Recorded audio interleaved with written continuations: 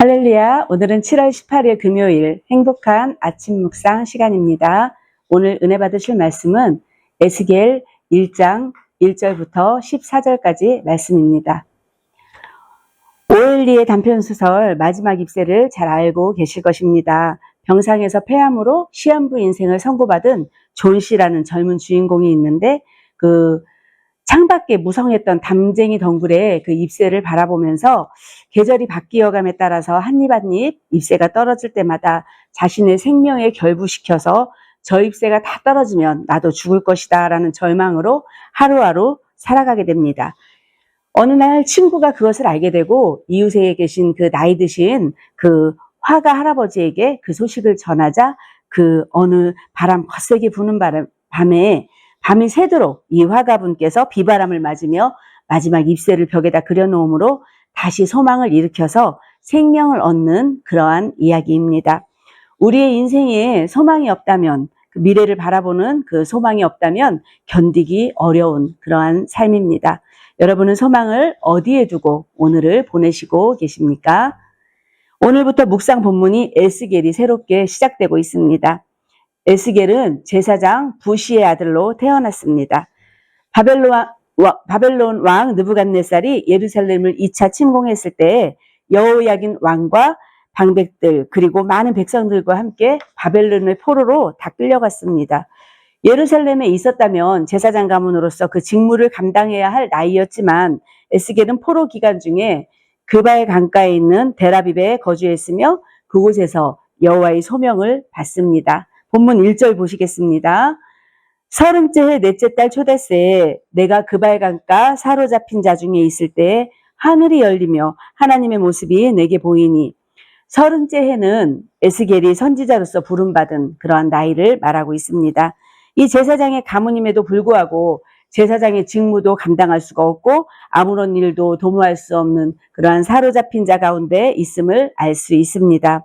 포로로서의 삶은 말로 다 할 수가 없습니다. 더구나 이 그바의 강가는 붙들려간 사람들 중에 포로들 중에서 가장 일이 혹독하다고 그렇게 전해지고 있습니다.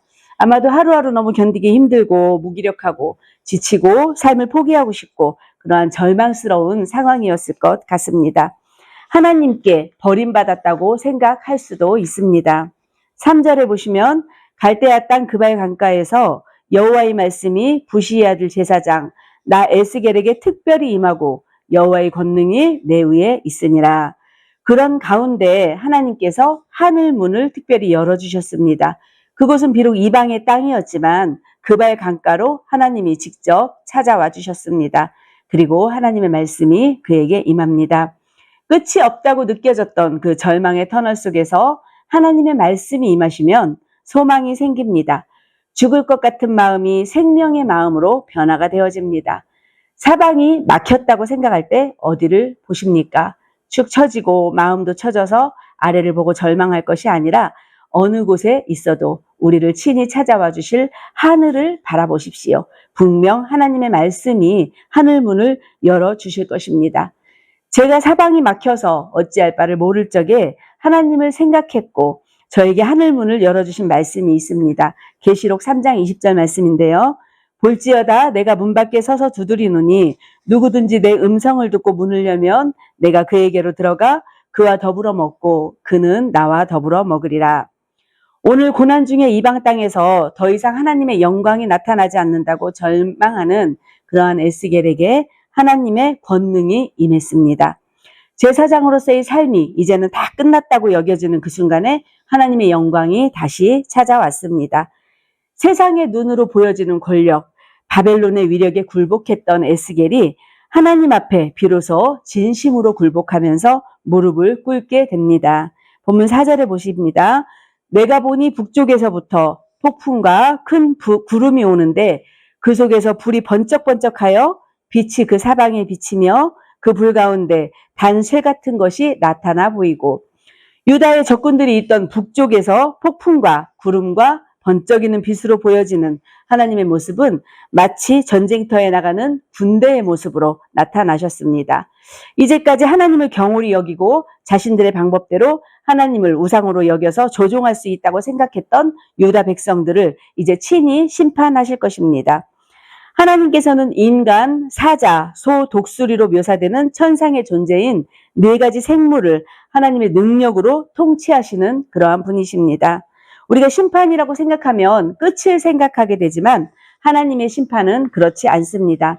그것은 회복의 시작을 의미하며 진정한 회복을 위해서는 죄 문제가 먼저 해결돼야 함을 알 수 있습니다.